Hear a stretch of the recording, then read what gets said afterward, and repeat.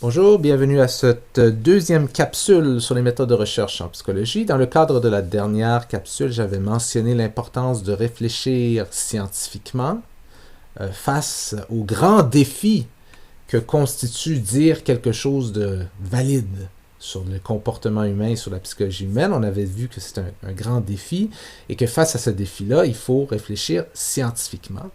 Et j'avais commencé, en fait, j'avais terminé en disant que les scientifiques sont des empiristes et que vous devez exercer vos muscles empiristes au cours de cette session-ci.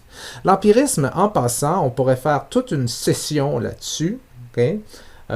C'est quelque chose qui débute chez les Grecs anciens, dans l'Antiquité, qui s'en va jusqu'à plus récemment dans l'histoire humaine. On a des grands développements au niveau de la façon dont on réfléchit à l'empirisme, la philosophie de l'empirisme en Angleterre pendant la période victorienne, etc., etc. Mais bon, nous, notre but n'est pas de faire de la philosophie ou de l'histoire des idées humaines.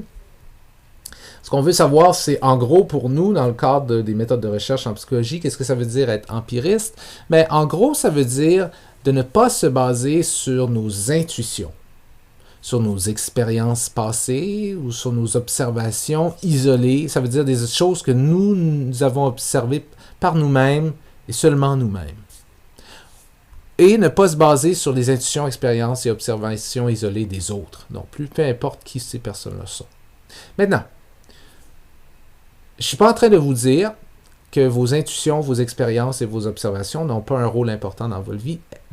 Elles sont extrêmement importantes dans votre vie, dans la mienne. Il faut survivre, il faut penser rapidement, il faut prendre des décisions et la vaste majorité du temps, on fait ça en se basant sur nos intuitions, expériences et observations. C'est correct, continuez à faire ça, c'est très bien. Ce que je suis en train de dire, c'est que si votre but était de dire quelque chose de scientifiquement valide à propos d'un phénomène psychologique quelconque humain, vous ne pourriez pas vous baser uniquement là-dessus. Vous devriez, au meilleur, vous utiliseriez ces trucs-là comme piste de départ pour générer des idées, pour expliquer un comportement ou expliquer un phénomène psychologique. Et à partir de là, vous utiliseriez la méthode scientifique pour tester cette idée-là. Mais ça serait juste ça. Ça serait uniquement comme point de départ. Dans la vraie vie, là où il faut survivre, et ainsi de suite, allez-y avec vos intuitions, vos expériences et vos observations isolées, tout en restant critique de ça. Parce qu'évidemment, elles sont très biaisées, ces trucs-là. On va voir ça plus tard. Qu'est-ce que ça veut dire, biaisées, et comment elles sont biaisées spécifiquement. Les empiristes savent très bien qu'à la place de se baser sur leur intuition, expérience personnelle et observation isolée pour dire quelque chose de valide à propos d'un phénomène quelconque, un phénomène psychologique par exemple, ils doivent à la place chercher des éléments de preuve. Essayer de chercher des éléments qui supportent une explication. Et ces éléments-là ne doivent pas être des choses qui sont ressenties de manière abstraite. Ça doit être des choses qui sont observables avec les sens. Ou, tu sais, comme logiquement observables par tout le monde. Là. OK? Alors, très souvent, on va parler de choses qui peuvent être vues, qui peuvent être touchées, entendues, etc. Okay? Maintenant, les sens humains sont limités, évidemment. Il y a plein de choses que l'on ne voit pas, qui existent réellement, soit parce qu'elles sont trop petites, ou elles ne sont pas... elles ne reflètent pas une longueur d'onde qui est détectée par notre système visuel. Il y a plein de choses qu'on ne ressent pas, comme des changements dans la température qui sont très petits, par exemple, et des trucs comme ça. Donc, très souvent, en science, on va utiliser des instruments pour nous supporter dans nos sens, nous aider avec nos sens. Bon, des balances, des thermomètres, etc. J'ai mis questionnaire ici, comme vous pouvez voir, mais dans le fond, j'aurais peut-être pas dû le mettre tout de suite. Ce que je veux dire, c'est qu'en psychologie, ça va à un niveau plus... En sciences physiques, par exemple, ces instruments-là nous permettent de détecter des choses qui sont vraiment physiquement réelles. C'est comme une molécule, c'est physiquement réel, mais vous ne pouvez pas la voir avec vos yeux.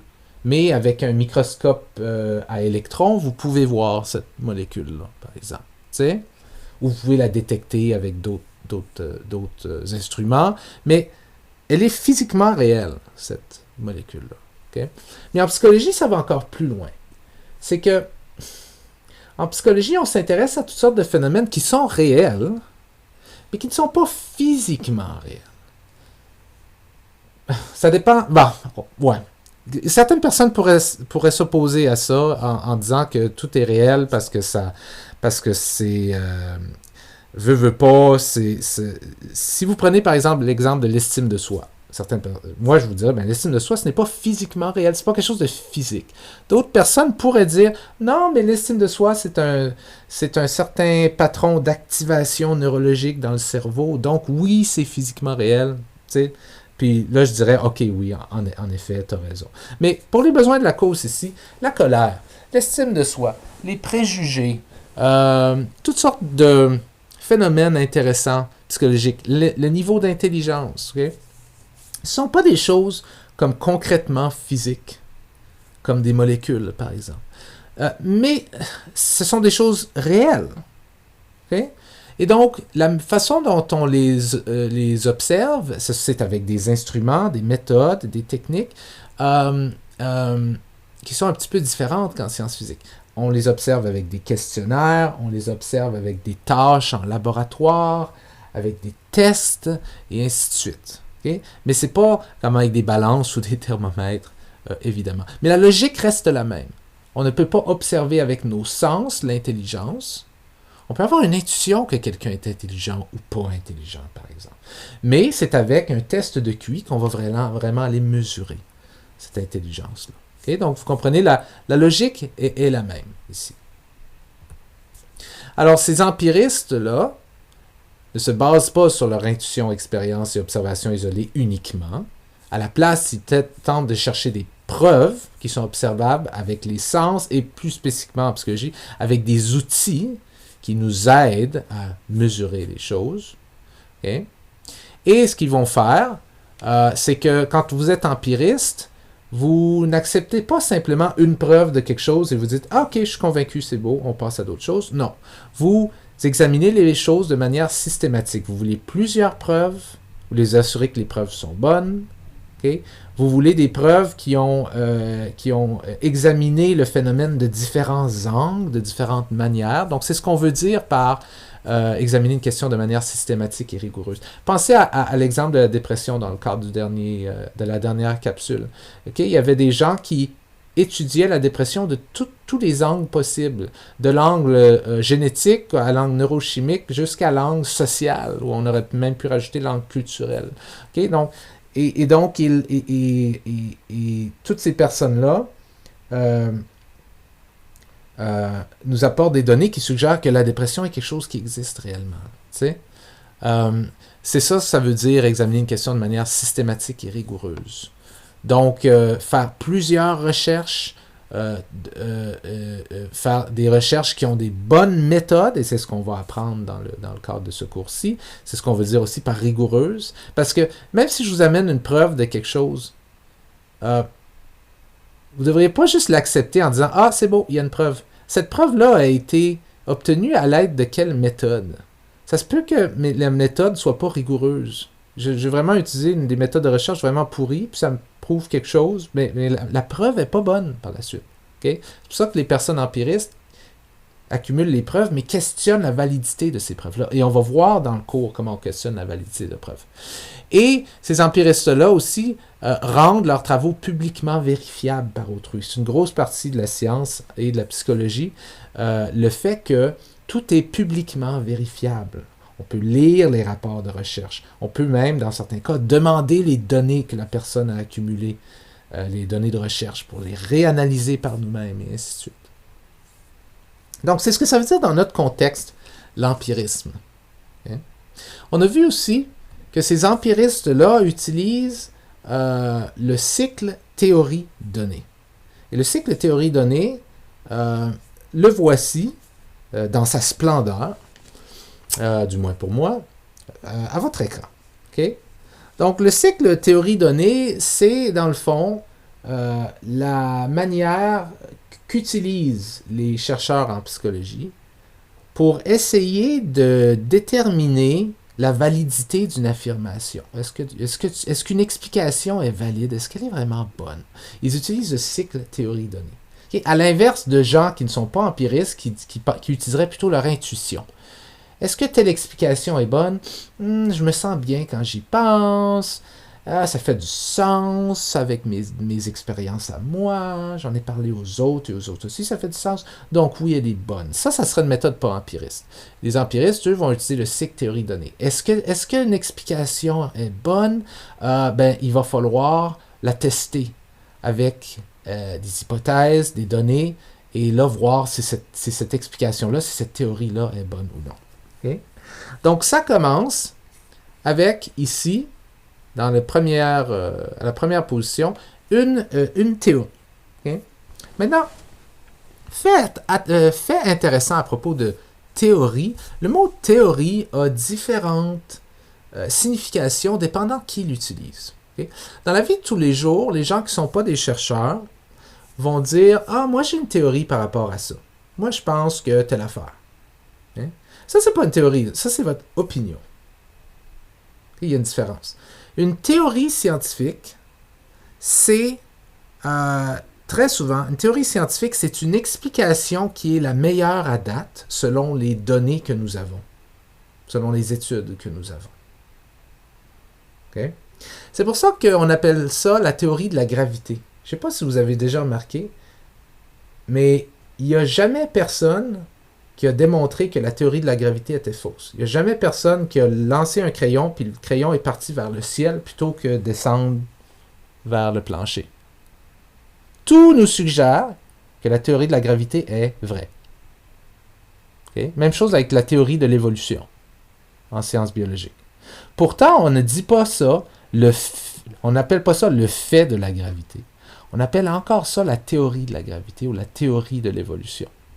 Parce que théorie ne veut pas dire une prédiction parmi plusieurs. Théorie veut dire une explication qui semble être la plus valide, très supportée par les données.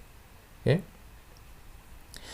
Mais des fois, on peut aussi utiliser théorie en voulant dire une explication que l'on cherche à voir si elle est supportée par les données ou non. Okay? Comme dans le cadre ici, je vais vous présenter une théorie et on va chercher à voir si on peut la supporter ou non. Mais même quand elle est super supportée par les données, comme dans le cas de la théorie de la gravitation, on l'appelle quand même une théorie. Et vous remarquez que dans ce cas-là, théorie ne veut pas dire la même chose que quand votre chum dit « Moi, j'ai une théorie à propos de pourquoi Gendron il a cassé avec sa blonde, par exemple. » Ça, c'est pas une théorie que votre ami a. C'est une idée. C'est intéressant, mais c'est pas une théorie scientifique. Okay. Bon, en tout cas, on commence ici avec une théorie. Une théorie, en gros, comment on pourrait décrire ça? C'est une série d'énoncés, c'est des phrases, c'est des énoncés, des affirmations qui présentent des principes qui décrivent la relation entre différentes variables. Donc, dans une théorie, il y a toujours des variables auxquelles on s'intéresse. Et la théorie, ce qu'elle fait, c'est qu'elle décrit en mots la relation entre ces différentes variables-là. Un bon exemple, imaginons qu'on s'intéresse au développement de l'enfant. Okay? On pourrait avoir une théorie qu'on pourrait appeler par exemple la théorie de la famille. En passant, les théories ont souvent des genres de titres comme ça, genre la théorie de l'autodétermination, la théorie de l'évolution par sélection naturelle, la théorie de la gravitation. On pourrait appeler la nôtre ici la théorie de la famille ou la théorie de l'importance de la famille. Okay? Puis cette théorie-là, imaginons par exemple, ça pourrait être que cette théorie-là dit que quand on regarde le développement social des enfants, qu'est-ce qui fait que les enfants se développent socialement bien? Okay? Qu'est-ce qui fait qu'ils deviennent des bons acteurs sociaux? Si on regarde la variable qui a le rôle le plus important là-dessus, c'est l'environnement familial. Ce qui se passe à la maison. Ça serait la théorie familiale du développement social, par exemple. Okay? Il pourrait y avoir des gens qui ne sont pas d'accord avec ça et qui ont une genre de théorie inverse, qui serait, on pourrait l'appeler la théorie des pairs. P-A-I-R-E-S. Okay? Des pairs. Pas des papas, mais P-A-I-R-E-S. OK? Et cette théorie-là serait l'inverse. Elle dirait que ce qui a le plus gros impact sur le développement social des enfants, c'est les amis à l'école. C'est pas les parents à la maison, par exemple. Hein? Ça serait deux théories qui seraient inversées les unes. Pas inversées, mais opposées, si on veut, les unes aux autres. Remarquez, il n'est pas impossible que les deux ont raison, d'une certaine manière. Il n'est pas impossible que autant les parents que les amis ont un énorme impact sur quel genre de personnes vous êtes devenus au niveau social. Bon. Mais imaginons que nous, notre théorie à laquelle on s'intéresse ici, c'est la théorie de l'environnement familial, okay? Qui dit que vraiment le plus gros morceau du développement social chez les enfants, il est fait par les parents à la maison. Okay? Donc, vous voyez, j'ai dit une phrase. Là. J'ai dit une phrase, et cette phrase-là démontrait, parlait d'une variable très importante qui était le développement social chez les enfants. Okay? Et elle disait qu'elle montrait la relation entre les choses. La relation étant que l'environnement familial impacte majoritairement la variable qui est le développement social des enfants. Donc ça, c'est ma théorie. Et cette théorie-là va mener les chercheurs à poser des questions de recherche. Parce que maintenant, ce que je viens de dire dans la théorie, c'est une phrase. Est-elle vraie? Est-ce vrai ce que je viens de dire? Qui sait? Est-ce que je devrais utiliser mon intuition? Est-ce que je devrais réfléchir à mon propre développement en tant que personne, à mes parents? Est-ce que je devrais regarder les parents des autres, puis juste prendre mes expériences personnelles? Je pourrais faire ça. Sauf que je ne serais pas empiriste si je faisais ça. Je ne ferais pas de la science. À la place, cette théorie-là va m'amener à poser des questions de recherche. OK? Alors, une bonne question de recherche pour tester cette théorie-là, ça serait, par exemple, il y en a plusieurs, là. Hein? C'est là où la créativité entre en jeu dans la science. Mais une question qu'on pourrait générer, c'est qu'on pourrait se dire, il y a des enfants qui passent, imaginons par exemple, les enfants commencent l'école à 5 ans. Par exemple. Il y a des enfants qui passent de 0 à 5 ans à la maison, avec leur famille, qui ne vont pas à la garderie. Puis il y a des enfants qui vont à la garderie dès très jeunes, dès même 1 an, des fois même avant. Donc, il y a des enfants qui ont eu accès à plus d'environnement familial que d'autres. Ceux qui ne vont pas à la garderie. Et ceux qui vont à la garderie ont eu accès à plus d'environnement par les pères. Ils ont accès plus à des pères. Ces enfants-là sont constamment avec d'autres enfants. Alors que des enfants qui ne vont pas à la garderie sont constamment avec des adultes, plus spécifiquement avec leur famille. Okay?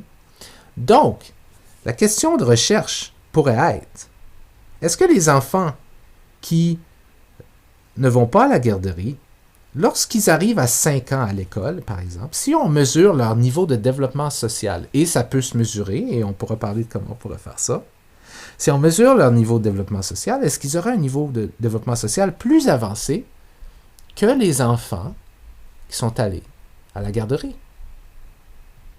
Okay? Et ça nous permettrait de tester cette affirmation qu'on a fait dans la théorie. Parce que dans la théorie, on avait affirmé que c'est vraiment l'environnement social. C'est vraiment l'environnement familial. Et pas les pairs, P-A-I-R-E-S, pas les amis qui poussent le développement social de l'enfant, c'est vraiment l'environnement familial. Donc, notre question de recherche, nécessairement, est, OK, mais alors pour tester ça, est-ce que les enfants qui ont accès à plus d'environnement familial pendant une période de 5 ans, est-ce qu'ils arrivent avec un meilleur développement social que ceux qui ont eu accès à plus d'environnement, d'un environnement avec des amis à la garderie, par exemple? Alors, voilà ma question de recherche. Donc, pour faire ça, ce que je vais faire, évidemment, ça me prend un plan de recherche ou un devis de recherche. Là, dans le fond, on va parler de ça toute la session des plans de recherche ou des devis de recherche. Mais ce que je pourrais avoir, par exemple, dans mon plan de recherche, ça pourrait être, on va prendre des enfants de 5 ans, on va demander à leurs parents s'ils étaient à la garderie ou non, puis on va prendre juste des enfants qui n'allaient pas du tout à la garderie, puis des enfants qui allaient beaucoup à la garderie. On ne va pas prendre les cas milieux, parce que ça pourrait brouiller les cartes. On va prendre les extrêmes. Okay? Puis je sais pas moi, dans notre plan, ça pourrait dire on va prendre 30 enfants dans chaque groupe. Et 30 enfants qui ont été à la garderie, 30 enfants qui sont jamais allés à la garderie. Puis là, on va leur faire une série de tâches, de tests qui mesurent le développement social. Okay? Et puis, on va s'assurer qu'on va contrôler pour leurs âges. Donc, on va s'assurer que tout le monde a le même âge. Ils ont tous 5 ans. Que sont similaires au niveau du genre, au niveau du sexe, donc qu'il y a autant de petites filles que de petits garçons, qui sont similaires au niveau de la culture, parce qu'il y a des différences culturelles au niveau de la façon dont on éduque nos enfants. Okay? Que la seule différence, bref, ça soit que notre premier groupe soit allé à la garderie, que notre deuxième groupe n'est pas allé à la garderie. Okay? Puis on va mesurer le développement émotionnel, différents tests, un test qui mesure la capacité à comprendre les émotions chez les autres, un test qui mesure la capacité à prévoir ce que les autres vont faire, un test qui mesure comment bons les enfants sont à expliquer les comportements des autres, et ainsi de suite. Et ça va être notre plan, notre devis de recherche. Okay? Remarquez que notre plan et notre devis de recherche concordent complètement avec notre théorie et notre question de recherche. On ne va pas mesurer le poids des enfants dans notre devis de recherche, par exemple. On ne va pas mesurer leur capacité à distinguer entre les couleurs, par exemple. Parce que ça n'a aucun rapport avec notre théorie ou notre question de recherche. Okay? Et maintenant, dans le cadre de ce plan ou de ce devis de recherche, on va former une ou des hypothèses. Alors, des hypothèses, qu'est-ce que c'est une hypothèse? Dans le fond, c'est, en fait, le mot hypothèse est une combinaison de hypo et thèse. Hypo voulant dire en dessous ou qui découle de, et thèse voulant dire ton idée principale. Ton idée principale, c'est ta théorie. Ta thèse, c'est ta théorie. Okay? Que les enfants qui vont à la maison développent mieux leur développement social, ont un meilleur développement social que les enfants qui vont à la garderie. Okay? Ça, c'est la thèse. L'hypothèse, c'est ce qui découle de ça. L'hypothèse, c'est ce qu'on s'attendrait à voir si la thèse est vraie, si la théorie est vraie. Donc, dans le cadre de notre devis de recherche, notre hypothèse serait que les enfants qui ont été à la garderie devraient avoir un score plus bas dans tous nos tests de mesure, dans toutes nos mesures de développement social qu'on va leur faire, que les enfants qui n'ont pas été à la garderie. En passant, que vous ayez été à la garderie ou non, ou si vous avez des enfants qui sont à la garderie ou non, cet exemple-là est purement inventé. Là. En fait, je devrais dire, il y a beaucoup de recherches là-dessus, mais les données sont pas vraiment claires et vous n'êtes pas des mauvais parents si vous amenez vos enfants à la garderie, ou vos parents ne vous ont pas maltraité si vous amenez à la garderie, ou si vous ont gardé à la maison, ou si vous gardez vos enfants à la maison, vous n'êtes pas des mauvais parents. C'est un exemple là, inventé. Là. Bien qu'il y a de la recherche là-dessus, et c'est intéressant, et il s'avère que c'est plus compliqué que ce qu'on pourrait penser. Mais en tout cas, nous, on fait un exemple simple ici. Donc, notre hypothèse serait ce qu'on s'attend à voir si la théorie est vraie. Okay? Et elle est toujours énoncée en fonction de la question de recherche. Cette question de recherche, c'est est-ce que les enfants qui ont été en famille uniquement ont un meilleur développement social que les enfants qui ont été en garderie? Okay? Et tel que mesuré par la façon dont on va le mesurer dans le plan de recherche, dans le devis de recherche.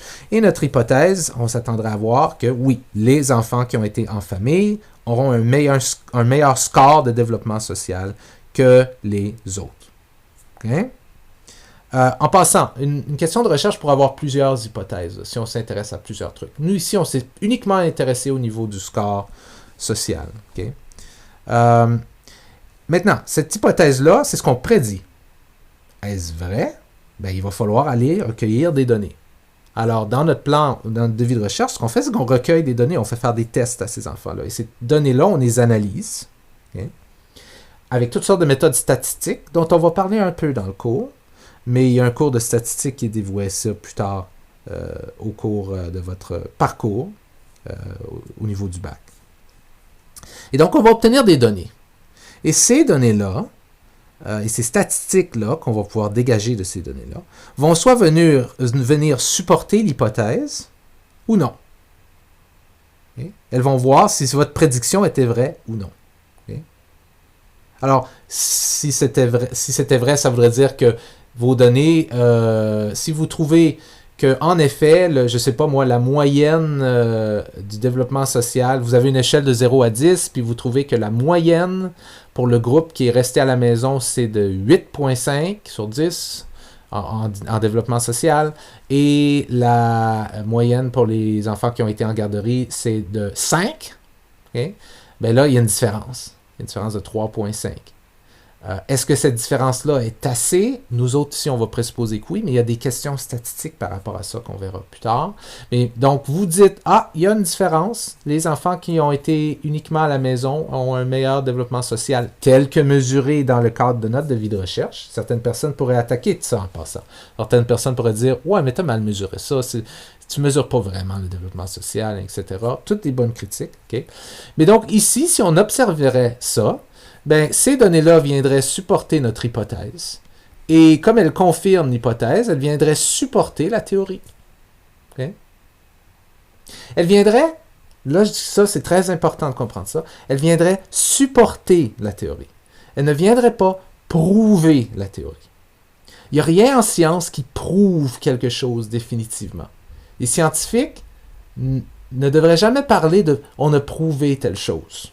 Okay? Des fois, ils le font peut-être. Les journalistes scientifiques le font énormément. On lit ça dans des articles et des trucs comme ça. Okay? Telle théorie est prouvée, ainsi de suite. Mais on ne prouve jamais rien. On supporte. Ces données-là que vous avez obtenues ici devraient simplement vous rendre plus confiant dans cette théorie-là. Okay? Très important de comprendre. La science, en psychologie et dans toutes les autres sciences, n'est pas à propos de prouver qu'est-ce qui est vrai et qu'est-ce qui est faux par rapport à un phénomène. C'est un jeu qui vous permet d'augmenter votre niveau de confiance dans une explication ou dans une théorie quelconque. Okay? Pas de prouver, ça supporte. Si les données ne supportaient pas votre hypothèse, exemple, ici, il y a deux possibilités, il y a deux façons que ça pourrait se faire. Ça se pourrait que le score des gens qui vont à la maison, le score dans le développement social des enfants qui ont juste été à la maison, soit plus bas que celui qui ont été à la garderie. Dans tel cas, ça voudrait dire que l'environnement familial aurait peut-être même eu un effet inverse, un effet négatif. Ou ça se pourrait aussi qu'il n'y a pas de différence entre les deux groupes. Les deux moyennes sont 5 sur 10, par exemple. Okay? Les enfants de 5 ans sont mauvais en développement social, peu importe où ils ont été. Okay? Ça serait une autre façon que ça pourrait contredire votre hypothèse. Ben, si c'était le cas, imaginons maintenant c'est le cas, on partirait de ce côté-ci maintenant. Les données ne confirment pas l'hypothèse. Qu'est-ce que ça veut dire? Ben, ça pourrait vouloir dire deux choses. D'un côté, ça pourrait être, où est ma petite flèche? Ici. Ça pourrait être que votre théorie est mauvaise. En effet, votre théorie est juste mauvaise. Et il faudrait la réviser. Okay? Ce que je veux dire par là, c'est que, encore une fois, je ne veux pas dire que ça a prouvé que votre théorie est fausse. À la place, la façon dont vous devriez le prendre, c'est que vous devriez dire ça suggère que je devrais avoir pas vraiment confiance dans cette théorie-là. Okay? Bref, des données comme ça suggéraient qu'il faudrait avoir pas vraiment confiance dans l'affirmation suivante. La chose la plus importante pour le développement social, c'est l'environnement familial. Et cette affirmation-là, on ne devrait pas vraiment y faire confiance tant que ça, parce que les données suggèrent que c'est pas le cas. Okay? Mais ça se pourrait aussi que la théorie soit encore bonne, mais que le problème soit ici, au niveau du plan de devis de recherche. Okay? Parce que la théorie pourrait être bonne, mais le plan ou le devis de recherche pourrait être mauvais ou avoir besoin d'amélioration, et ça pourrait avoir faussé les données, qui fait en sorte que votre conclusion par la suite, ça serait un problème de dire « faut réviser ça ici, il faut réviser la théorie ». Parce que la théorie pourrait être quand même bonne. Okay? Un exemple de ça, c'est si dans votre plan ou votre devis de recherche, par exemple, vous aviez pas bien contrôlé, par exemple, le sexe et l'âge des enfants. Et que, juste par hasard comme ça, sans vous en rendre compte, ou peut-être que vous vous en seriez rendu compte, mais vous n'auriez pas porté vraiment d'attention à ça. Okay? Et croyez-moi, il aurait fallu y porter attention. Imaginez que par hasard, comme ça, vos enfants qui ne sont pas allés à la garderie, ceux qui sont juste allés à l'école, imaginons que ces enfants-là, c'était tous des garçons de 5 ans. OK?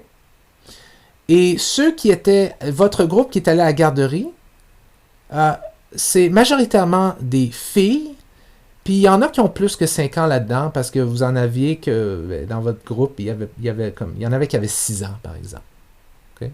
Mais tout le monde était proche de 5 ans, mais il y en avait quelques-unes qui avaient 6 ans. Donc là, vous avez dans le groupe qui est allé à la garderie, des filles qui, on ne sait pas exactement pourquoi, mais on sait que généralement, les filles sont plus avancées socialement, sont meilleures à détecter les émotions que les garçons, sont meilleures à penser au niveau des intentions des autres et tout ça.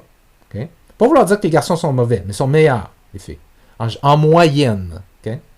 Puis en plus, tu as des filles ici qui ont 6 ans, donc ils ont une année de plus en plus. Okay? Mais là, ça aurait fait en sorte que le groupe qui est allé à la garderie a un meilleur score que le groupe qui n'est pas allé à la garderie. Mais est-ce que ça viendrait vraiment fausser l'hypothèse? La théorie, plutôt? Ben, on ne le sait pas. Ça se peut que la théorie soit quand même bonne. C'est juste que notre plan de recherche a été problématique. Là. Il a comparé deux groupes qui n'étaient pas parfaitement bien contrôlés. Okay? Donc, ça se pourrait ici que ce qu'on a besoin, c'est de refaire l'étude. Où est ma petite flèche? Ah, ici. On a besoin de refaire l'étude en s'assurant que les deux groupes ont un même nombre de garçons et de filles et des âges similaires, par exemple. Et des cultures similaires, par exemple. Et tout ça. Okay? On ne voudrait pas, par exemple, qu'un groupe ait beaucoup plus de gens qui ont été dans une famille monoparentale qu'un autre groupe, par exemple. T'sais, on voudrait que tout soit contrôlé. Donc, ça serait au niveau vraiment du devis de recherche. J'arrête pas de perdre ma petite souris ici. Au niveau du devis de recherche. Et ça se pourrait que la théorie soit quand même bonne. Donc, ça, c'est le cycle théorie-donnée. OK?